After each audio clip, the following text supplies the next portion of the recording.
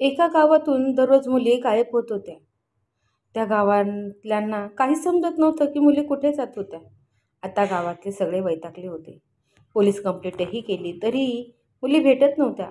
गावातून किमान 30 ते 40 मुली गायब झाल्या होत्या. तरीही सगळे घरातून आतून कुलूप लावून घेत होते. तरीही ते कुलूप तोडून मुली गायब होत होत्या. आमच्या गावचे वातावरण एकदम आनंदी होतं.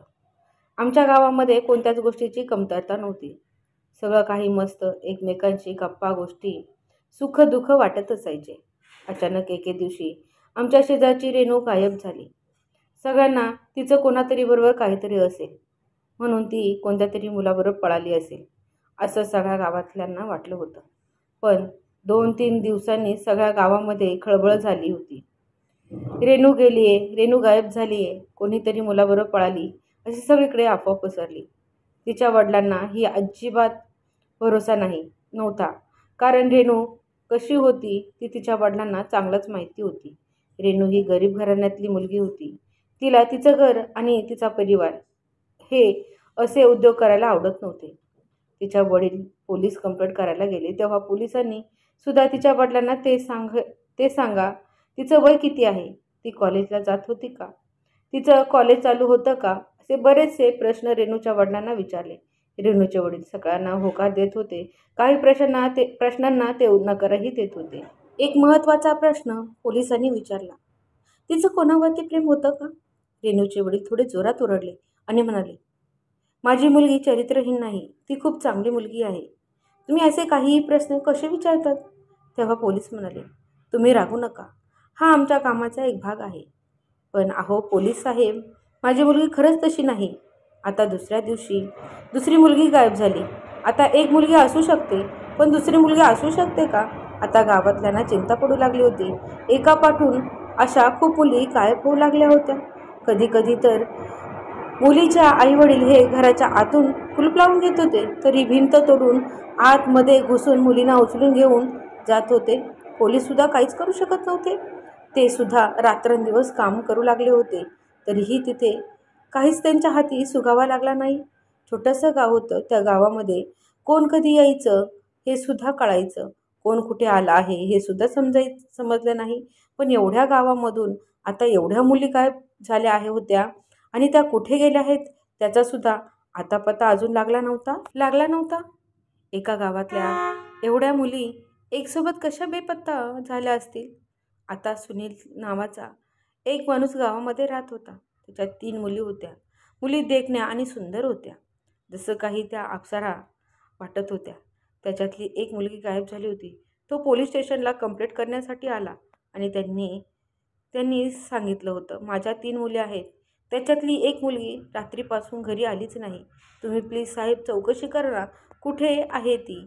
पोलिसांनी कंप्लेंट केली, पण त्या पोलीस कंप्लेंटचाही काहीच फायदा झाला नाही. तो तिथे खूप रडत होता. माझ्या मुली, माझा जीव की प्राण आहे. मी त्यांच्या विना नाही राहू शकत. तिथे नवीनच एक ऑफिसर आला होता. तो कोण आहे, काय आहे, तिथल्या सुद्धा पोलीस स्टेशनमध्ये काहीच माहिती नव्हतं. त्या माणसाचं नाव हे रवींद्र होतं. पहिलाच दिवस अशी कंप्लेंट त्याच्या हाती आली की ते बघून तो हैराण झाला. लहानपणापासून जो विचार केला होता, त्याच्या आईवडिलांनी जे सांगितलं होतं, तुझ्यामध्ये जेवढी ताकद असेल तेवढी पणाला लाव आणि समोरच्यांची मदत करायची. तो सुनीलच्या जवळ आला आणि म्हणाला, बाबा काय चाललं आहे? तेव्हा सुनीलराव म्हणाले, माझी मुलगी बेपत्ता झाली आहे. ती रात्रीपासून घरीच आली नाही. माहिती नाही कुठे गेली आहे. प्लीज माझ्या मुलीला शोधून काढा ना. ते रडणं, ते हळूहळू हळहळणं हे रवींद्रच्या मनाला लागलं. शेवटी बापाचं मन हे आतून खूप दुःखी झालं होतं. त्याने सुनीलच्या मध्ये त्याच्या वडिलांची आतुरता बघितली आणि त्यांनी पोलिसांना कंप्लेंट तातडीने नोंदवून घ्यायला लावली. तेव्हा तिथे हवालदार त्याला सुद्धा माहिती नव्हते हा साहेब कोण आहे. फक्त आमच्या पोलीस स्टेशनमध्ये एक साहेब येणार आहे आणि ते IPS आहेत एवढंच माहिती होतं. पण ते कधी आणि कोणते आहेत ते अजिबात माहिती नव्हतं.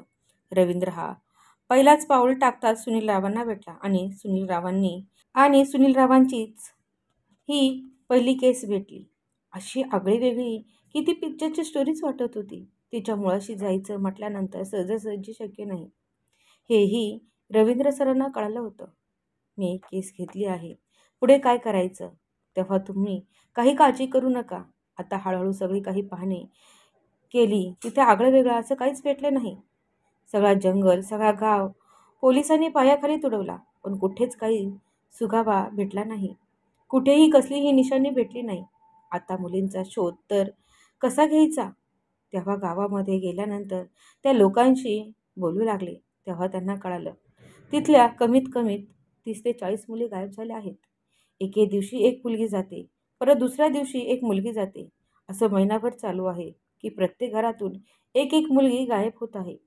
हे ऐकल्यानंतर ते हैराण झाले. एका गावातून 30 ते 40 मुली एकसोबत गायब झाल्या आहेत. सगळ्यांचे आई वडील येऊन साहेबांकडे गुहार लावत होते. काहीतरी करा साहेब, पण आमच्या मुलींना घेऊन या. आमच्या मुली कशा आहेत माहिती नाही. कोणी मुलींना 1 महिना झाला होता, तर कोणत्या मुलींना 15 दिवस झाले होते. कोणाला आठवडा झाला होता, तर कोणाचे 2 दिवस झाले होते. सगळा गाव सरांसमोर हात पसरून भीक मागू लागला होता. ते सगळं बघून रवींद्र सरांच्या डोळ्याच्या पुढून काही चित्र जातच नव्हतं. कोणाचे वडील रडत होते, तर कोणाची आई ओरडत होती, तर कोणाचा भाऊ म्हणत होता, माझ्या बहिणीला आणून द्या, तर कोणाची बहीण म्हणत होती, माझी बहीण 2 दिवस झाले मला भेटली नाही. असे भरपूर काही प्रत्येकाच्या मुली बहिणी घरातून गेल्या होत्या. आता सगळा गाव चिंतेत होता आणि तसा धाकही पडला होता. घराच्या हातून जरी कुलूप लावलं तरी ते भिंत फोडून आत शिरत होते आणि मुलींना झोपेतच उचलून नेत होते. कोणालाच काहीच कळत नव्हतं की त्या मुली कुठे जात होत्या, कोण घेऊन जात होतं. घरच्यांना सुद्धा समजत नव्हतं, असं नक्की कोणता चोर आहे की घरात एवढी चोरी होते तरी मुलींना उचलून नेतात, भिंत फोडतात, तरी त्यांना समजत नाही. रवींद्र सर दिवसभर ऑफिसमध्ये काम करत होते. त्यांच्या ऑफिसचं सगळं काम झालं आणि ते घरी पोचले. घरी पोचल्यानंतर त्यांच्या बायकोला त्यांनी चाय बनवायला लावला. चाय पिता पिता ते शांत विचार करत होते. पुढे TV सुद्धा चालू होती आणि त्यांनी पिक्चर चालू असताना त्यांना एक पिक्चर बघताना पिक्चरमध्ये एक राजाने भिकाऱ्याचं रूप घेतलं होतं आणि तो प्रजेसोबत जाऊन उभा राहिला. तरीही प्रजेला समजलं नव्हतं की तो आपला राजा आहे. तो पिक्चर बघितल्यानंतर रवींद्र सरांच्या लक्षात आलं, आपण सुद्धा असं वेषांतर करून गेला तर दिवसभर आपण गावावर नजर ठेवायची. आता दिवसाचं काम होतं म्हणून ते ड्युटीमध्ये सुद्धा करता आलं, पण रात्रीचं काम हे त्यांना ड्युटीमध्ये करता येणार नाही. स्वतःचं वेषांतर करून गावामध्ये शिरले. समोर सुनीलराव होते. सुनीलरावांना त्यांनी त्यांची मुलगी कशी गायब झाली ते विचारलं. तसं त्यांच्या गावामध्ये पारावरती बसून तीच कुजबूज झाली होती. पारावर गेले आणि बसले.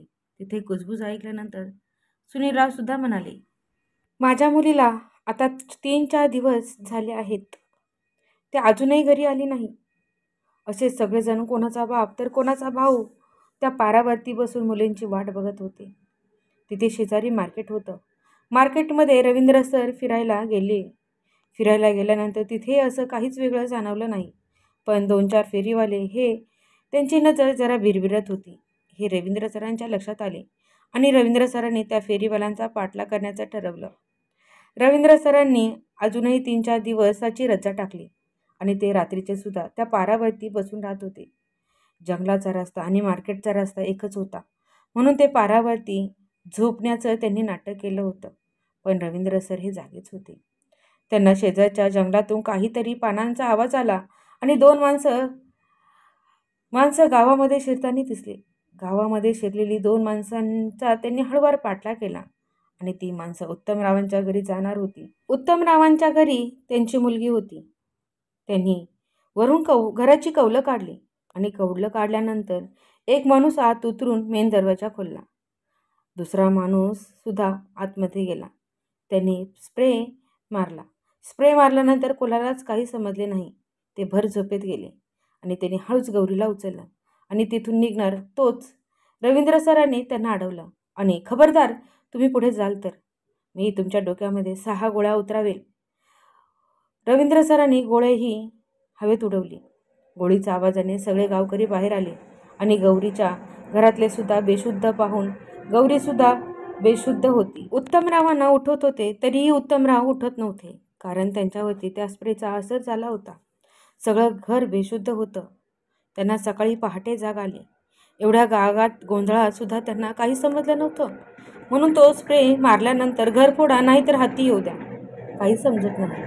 त्या दोघी चोरांना पकडलं आणि रवींद्र सरांनी पोलीस स्टेशनमध्ये कॉल केला. गाडी आली आणि त्या दोघांना पकडून नेलं. तेव्हा त्या दोघांना विचारलं, तुम्ही या मुलींना नेऊन करतात काय? तेव्हा त्या दोघांनी उत्तर द्यायला जरा नाटकच करत होती. त्यांना रात्रभर मारलं. तेव्हा त्यांचं कसं तरी तोंड उघडायला सुरुवात झाली. आधी त्यांची गुरमी जरा वेगळी दिसत होती. रवींद्र सरांनी त्यांच्याकडून बऱ्यापैकी सगळी काही माहिती काढून घेतली होती.